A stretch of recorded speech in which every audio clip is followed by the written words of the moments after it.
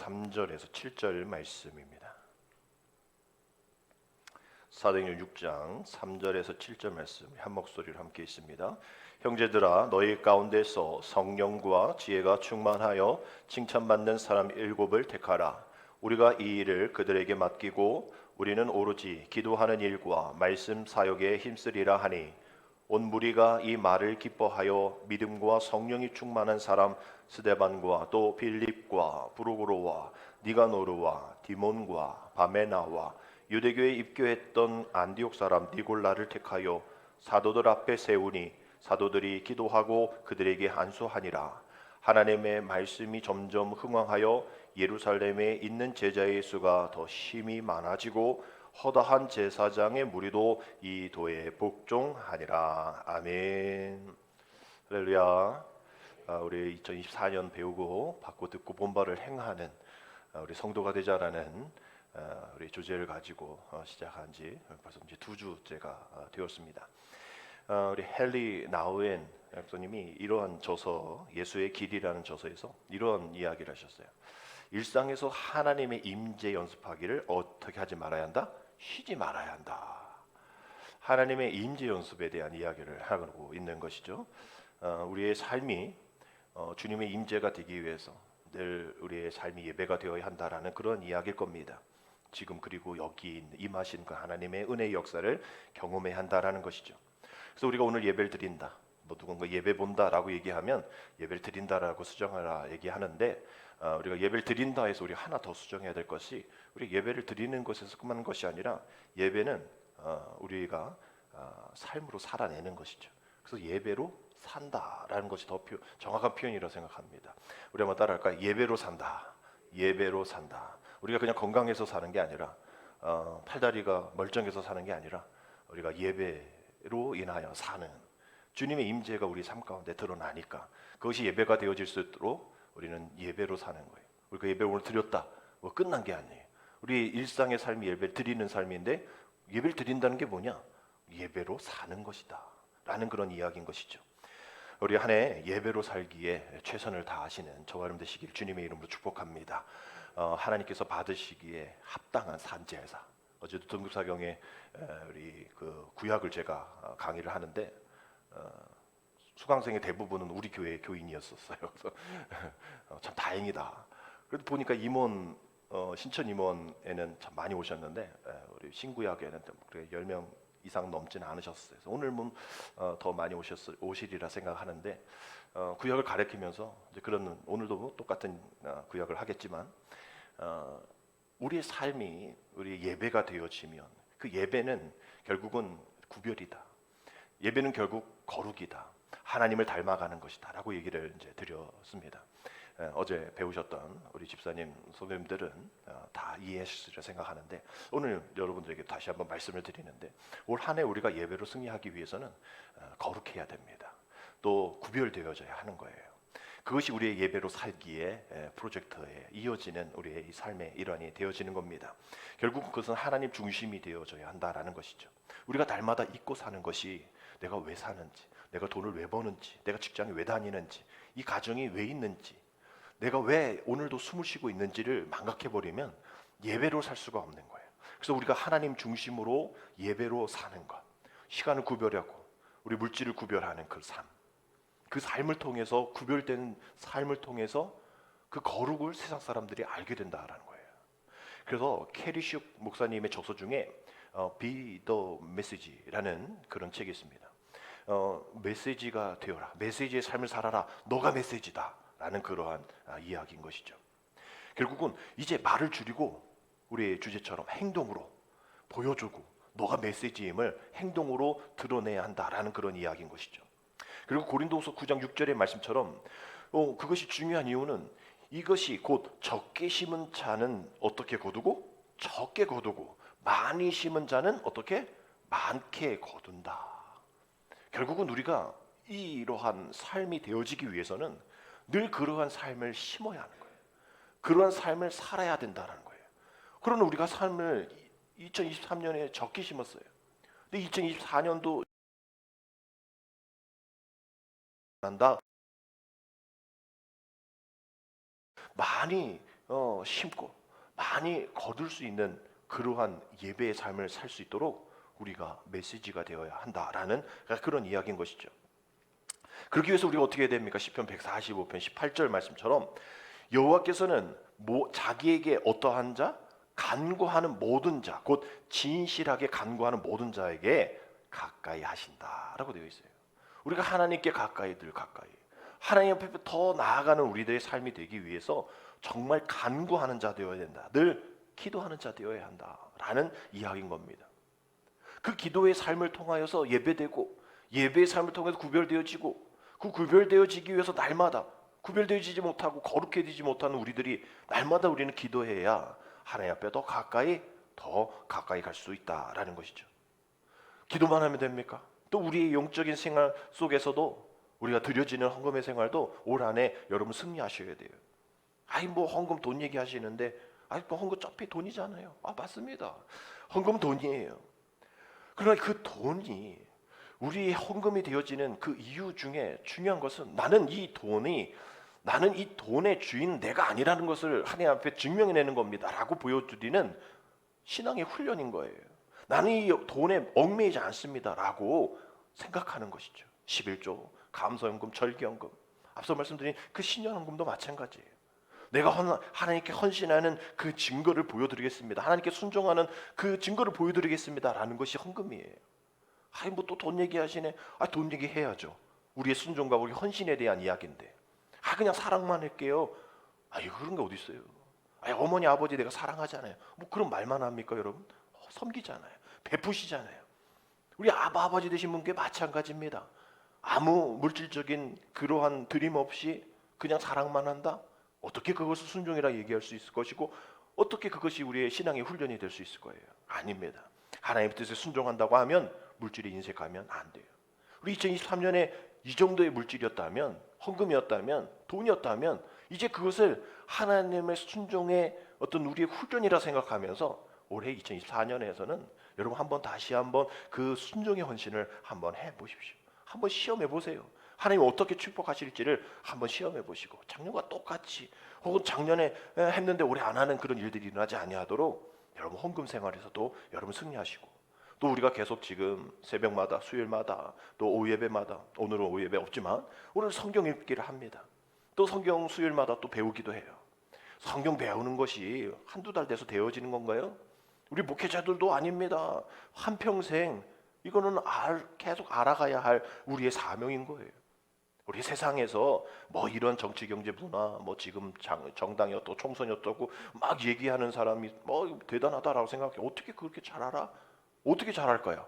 귀 기울였으니까 또 보았으니까 또 배웠으니까 그것을 잘 아는 거와 마찬가지로 우리는 비록 세상의 정치 경제 문화의 일들에 대한 것을 잘 몰라도 하나님이 우리에게 어떻게 요구하고 계신지 또 이런 상황에서는 어떻게 하실지 성경이 무엇을 얘기하고 있는지를 우리가 아는 것이 더 세상의 어떤 지혜보다 더 귀하다라는 거예요.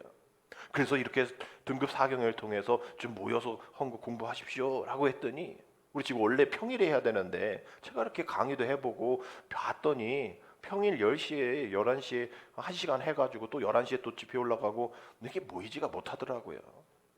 그래서 이렇게 좀 바꿨더니 또 무슨 얘기하냐면 토요일이 더 바빠요 라고 얘기하시는 거예요. 주일이 더 바빠요 라고 얘기하시는 분도 계시더라고요. 오신 분들이. 그렇게 바꿔도 뭐 대부분 다 바쁜 일이 있겠죠. 또 아프신 분도 계시고 지금 독감 걸리신 분도 계시고 다 일들이 있어요. 그러나 우리가 이런 말씀을 읽는 일, 또 말씀을 배우는 일에는 또 오늘 연합성회를 통해서 말씀을 함께하는 부흥성회의 일들은 그 어떠한 우리의 환경 속에서도 우리가 찾아가고 또 애쓰고 더 우리 시간을 투자하는 일들이 필요하다라는 거예요. 이러한 일들이 우리의 삶 가운데 올 한 해 쭉 일어나서 정말 우리가 예배하는 일에 또 기도하는 일에 또 헌금 드리는 일에 또 말씀 배우는 일에 성경 읽는 일에 우리가 함께 힘써야 할 그런 한 해가 이제 2주가 지났다라는 겁니다. 이제 남은 50주 하나님 은혜 가운데 이러한 삶을 잘 사셔서 이것이 잘 되어야 우리 전도도 하고 선교도 하고 봉사도 하고 친교도 나누는 거죠. 이거 없이 무슨 봉사 친교 전도가 일어나겠습니까? 안 되는 거예요. 순서가 있는 거예요. 그런 순서대로 우리가 한 해를 열심히 한번 이어나가고 힘차게 한번 출발해 보자라는 거죠. 그러한 우리의 말씀처럼 우리가 배우고 듣고 받고 듣고 본 바를 정말 그냥 아는 지식에서 끝나는 것이 아니라 행할 수 있는 귀한 성도가 되기를 주님의 이름으로 축복합니다. 오늘은 감리교에서 어떤 교회력은 아니지만 특별한 주일로 뵙는 그런 신학대학 주일입니다. 얼마 전 정시 끝났는데 올해 입시를 이렇게 다 보니까 뭐 다른 대학들과 들어갈 필요는 없죠. 그래서 3개 감리교 신학대학을 들어가 봤더니 이게 정시니까 3개 들어갈 수 있잖아요. 이 3대 1을 넘기지 못한 미달인데요. 대부분 다 3대 1을 못 넘겼어요. 저희 학교도 그렇고 감리교 신학대학도 그렇고 모건도 그럽니다. 이게 3대 1을 넘어야 그나마 세 번 넣을 수 있으니까 그나마 미달 아니달 할 텐데 뭐 어떤 데는 1점 몇 대 1, 어떤 뭐 2대 1, 뭐 3대 1도 만족할 숫자는 아닌 것이죠. 근데 다른 장로교들의 소식을 들어보면 거기는 그래도 뭐 몇 대 1, 몇 대 1 뭐 이렇게 나왔다는 거예요. 그걸 딱 봤더니 정원을 감축한 거예요. 정원을 감축했더니 이게 경쟁률이 올라가는 거죠. 어떤 데는 15대 1이에요. 그래서 야 여기는 어떻게 15대 1이냐? 한 명 뽑으니까 15대 1이 되는 거예요. 한 명 뽑았는데 15명이 오게 된 거죠. 그러니까 15대 1이 된 거예요. 뭐 이렇게 정원 감축을 해야 되는 게 참 맞는 일인 거죠. 요즘 교대도 아이들이 주는데 교사는 그대로고 또 서울 같은 경우 임용고시 교대 서울 교대에서 졸업 배출하는 애들이 3,400명인데 서울에서 100명밖에 안 뽑아. 그럼 3,400명은 애들은 또 그냥 재수를 하든지 뭘 해야 되는지 그래서 다 휴학하고 막 이러는 거예요. 이게 줄여야 되는 부분들은 있는 거예요. 그런데 줄이다 보니까 또 이렇게 안 모이게 되어지고 또 지원 안 하게 되어지는. 그래서 올 하루는 우리 신학대학 주일을 통하여서 그 신학교를 들어가려고 준비하고 있고 들어가서 학업을 하는데 등록금이 없어서 힘들어하는 뭐 학부에서는 국가 등록 장학금 뭐 제도가 있어 다 되지만 이게 대학원 가서는 없으니까 우리가 목회자는 대학원을 나와야 목회자가 되거든요. 그러니까 이런 분들이 목회자가 되어줄 수 있도록 기도하면서 후원하면서 협력하는 그러한 신학대학 주일입니다. 이런 과정 속에서 신학생들은 그저 그냥 한번 시험 보고 끝나는 게 아니라 10년의 과정을 계속 시험 보고 말씀 시험 또 어떤 신구약 시험 또 실천 신학 뭐 이런 것처럼 다 시험을 보고 10년의 과정 속에서 목사 안수를 받게 되어지는 거예요. 목사 안수를 받는 과정도 준회원 과정 시험 논문을 다 통과하고 10년 되어서 이제 목사 안수를 받게 되어진 거예요. 목사 안수를 받고 정 1부터 12까지 이렇게 쭉 이어지는 과정 속에 늘 배우고 늘 듣고 또 본 바를 행하는 그러한 모습 속에 훈련을 합니다. 그러나 이런 일들이 목회자뿐만 아니라 계속 배워야 할, 또 계속 들어야 할, 계속 행하고 또 배우는 모든 것들도 우리 평신도들도 함께 그 사명을 감당해야 된다는 것이죠. 왜냐하면 이사야 6장 8절의 말씀 때문입니다. 우리 같이 읽겠습니다. 내가 또 주의 목소리를 들으니 주께서 이르시되 내가 누구를 보내며 누가 우리를 위하여 갈고 하시니 그때에 내가 이르되 내가 여기 있나이다 나를 보내소서 하였더니 라는 말씀이 되어 있어요. 우리 목회자분만 또 선교사만 이런 내가 여기 있으니 나를 보내주소서라고 얘기하는 것이 아니라 앞서 말씀드린 것처럼 내 삶의 예배 가운데 내가 주의 거룩함과 주의 그런 구별됨을 세상 속에서 알리는 그러한 부르심의 귀한 일꾼이 되어질 수 있도록 주님 내가 이 직장에 있사오니 내가 이 아무도 믿지 않는 이 가정 속에 있사오니 주님 나를 새로운 한 주 동안 보내주셔서 그곳에서 하나님의 은혜가 넘쳐나는 천국을 이루어지게 하여 주옵소서라고 기도하는 것이죠. 그것이 뭐 나중에 내가 어떤 믿음이 더 성장하면 내가 직분 받으면이 아니라 즉각적인 마음. 마틴 루터도 즉각적인 순종만이 올바른 순종이다라고 얘기합니다. 우리 한번 따라합시다. 즉각적인 순종만이 올바른 순종이다. 올바른. 우리가 다 한번 재본다 그러지 세상에서. 한번 재보고요. 한번 상황 보고요.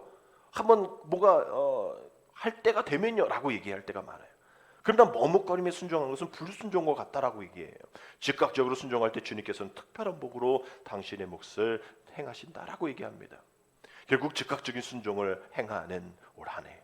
또 난 목회자가 아닌데 뭐 그렇게 핑계 대려지는 그런 상황이 아닌 나도 이 세상 속에서 하나님이 우리에게 부르심에 응답하는 내가 여기 있나이다 나를 보내소서라고 말씀드릴 수 있는 그러한 보냄받은 부르심받은 주의 귀한 사명자 되게 하여 주옵소서라고 우리는 거절하지 말고 미루지 말고 즉각적인 순종으로 나아가야 된다라는 것이죠.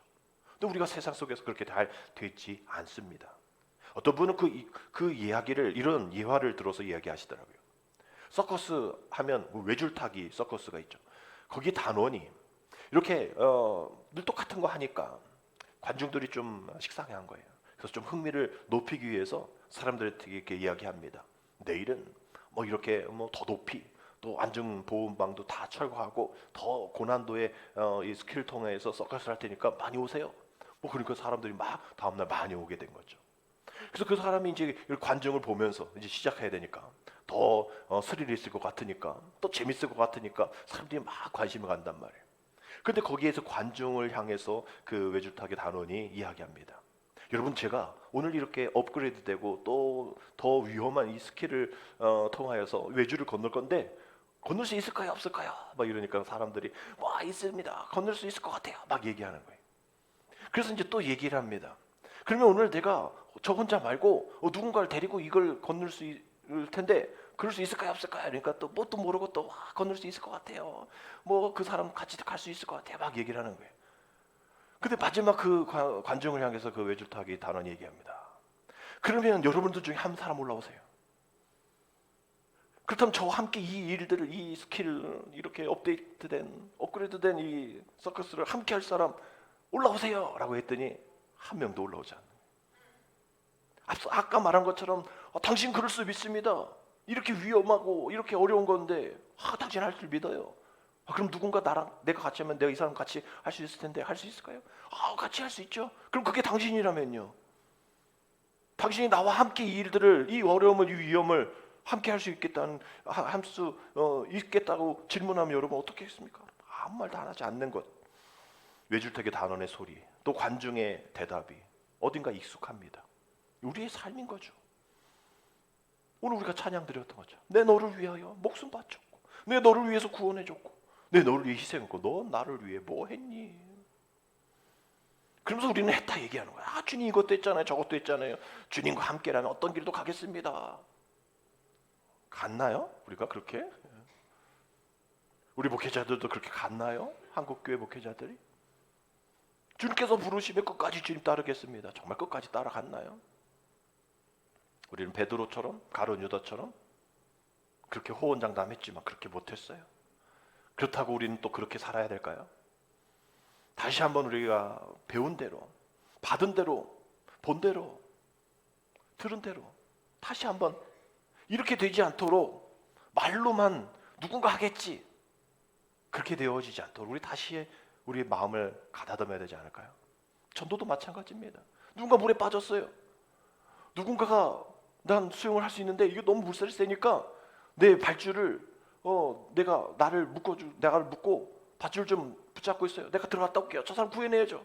그 사람 들어갔는데 그 두 사람 다 죽었어요. 봤더니 아무도 그 줄을 붙잡지 않은 거예요. 그 사람 들어간 그 밧줄만 붙잡았어도 그 사람도 살고 그 사람도 살 텐데 그 구경한 사람들이 아무도 그 밧줄을 붙잡지 않은 거죠. 불구경한 거죠. 그런 거 마찬가지입니다.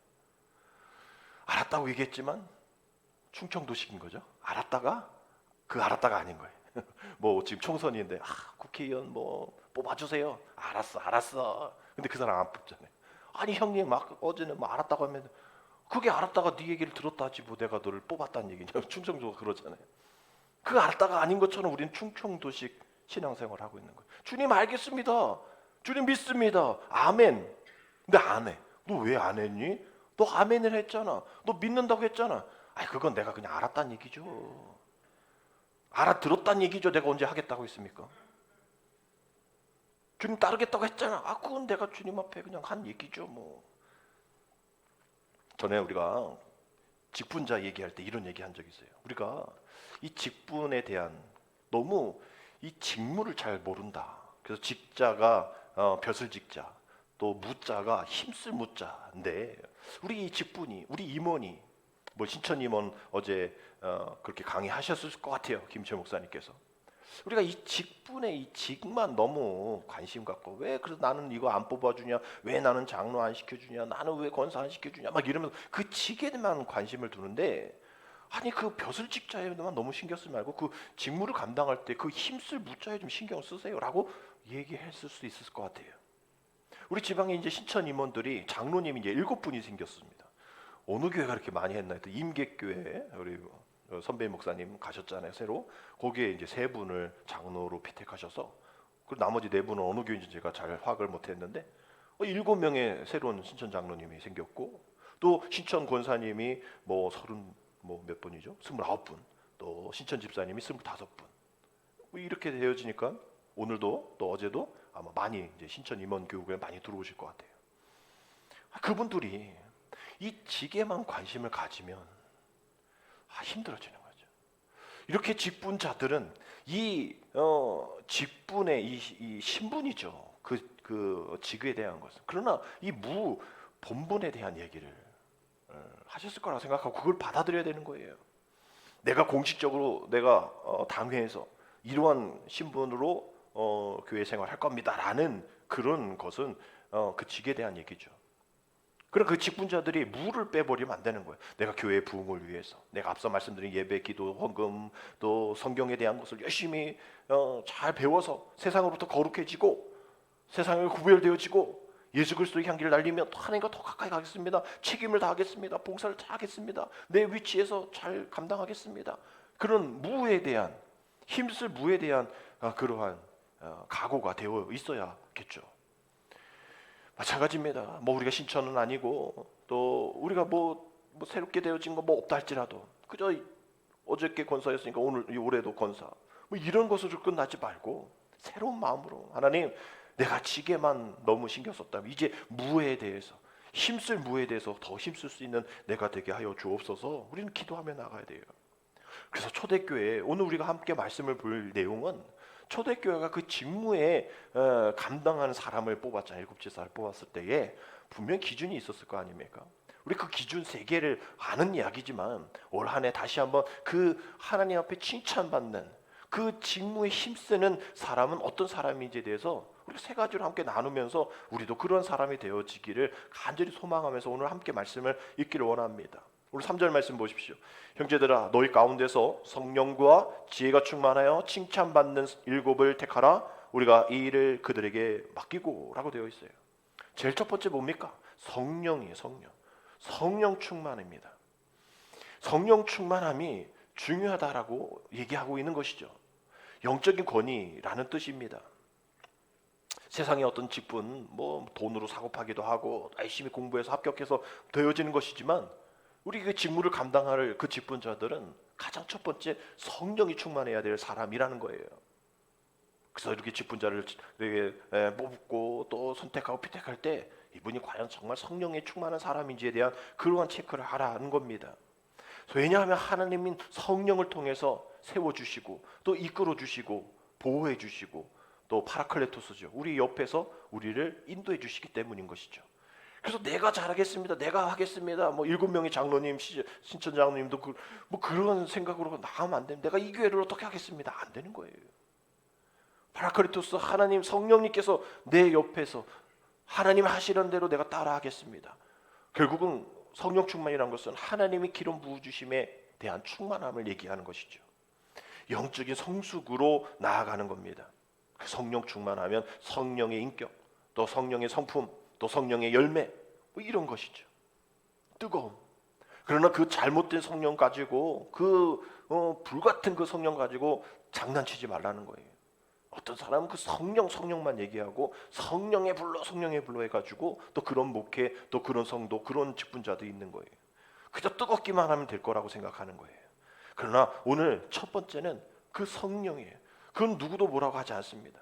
그래서 에베소서 6장 6절 7절의 말씀처럼 눈 가림만 하여 사람을 기쁘게 하는 자처럼 되지 말고 성령만 받았다고 해서 성령만으로 뭐 하지 말고 그리스도의 종처럼 마음으로 하나님의 뜻을 행하고 기쁜 마음으로 섬기기를 주께 하듯 하고 사람들에게 하듯 하지 말라라고 얘기하면서 더불어 두 번째 하는 그런 얘기는 이 성령 충만이 영적 준비라고 하면 여기 아닙니다.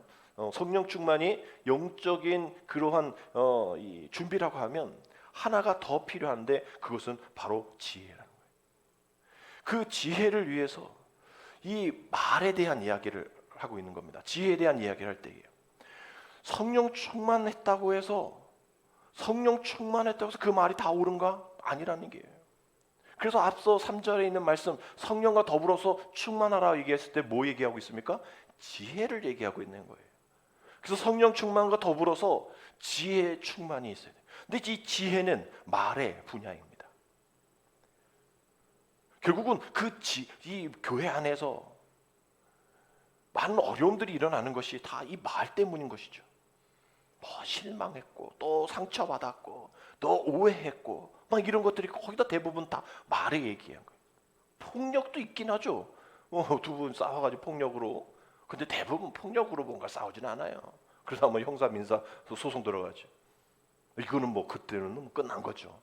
대부분 교회 안에서는 말로 문제가 생깁니다. 결국은 왜 그럴까? 우리 모두가 다 성령 충만만 생각하기 때문에. 그러나 오늘 이 초대교회에는 성령뿐만과 더불어서 지혜 충만을 얘기하고 있는데 그 지혜 충만이 말에 대한 이야기인 거예요. 해야 할 말, 하지 말아야 할 말. 성경에는 이렇게 7가지 하지 말아야 할 말에 대한 이야기를 나옵니다.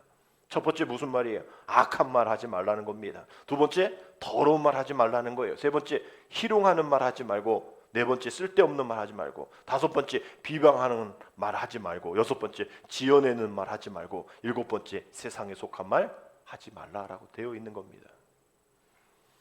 그러니까 우리가 지혜롭게 생각하고 지혜롭게 말하고 지혜롭게 전하는 우리가 되어질 수 있도록 성령 충만과 더불어서 그 지혜의 충만함이 있어야 한다라는 것이죠. 그러면 뭐 성령 충만하고 지혜 충만만 있으면 돼요?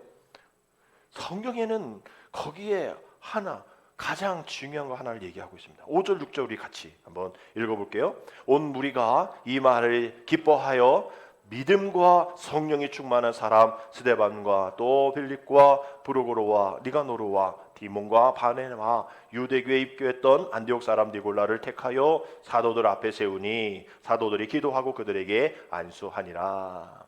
성령 충만한 7사람, 지혜 충만한 7사람, 그 성령과 지혜가 충만한 사람들 중에도 믿음이 충만하지 않으면 안 됐다는 거예요. 오늘 7명의 이 집사, 7명의 집사가 마지막에 믿음으로 충만한 사람이 되어야 한다라는 겁니다.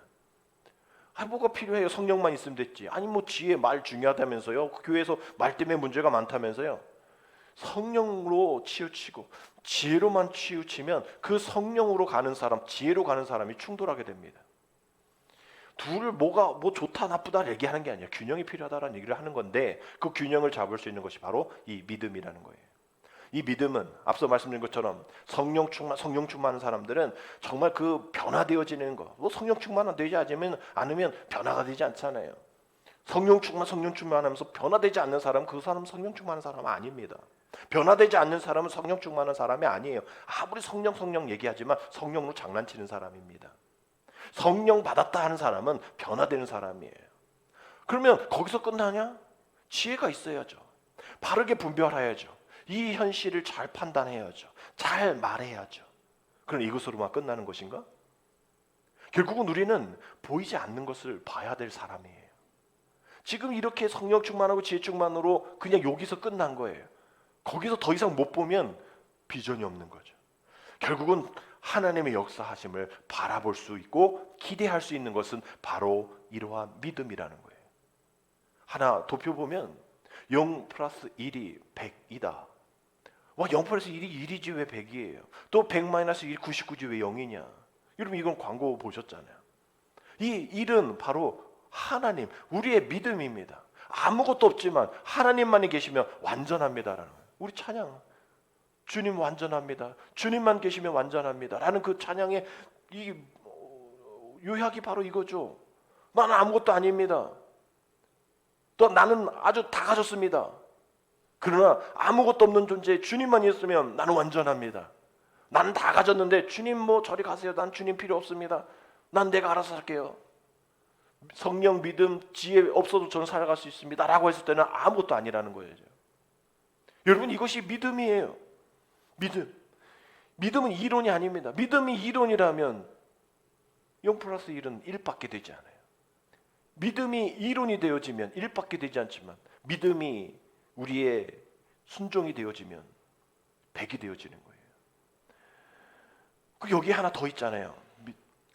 영어로 God. 이 하나님이 들어가냐 들어가지 않냐에 따라서 영이 되기도 하고 좋은 것이 되기도 하고 아닌 것이 되거든요. 굿. 거기에 God 빼면 남는 것은 영이라는 거죠.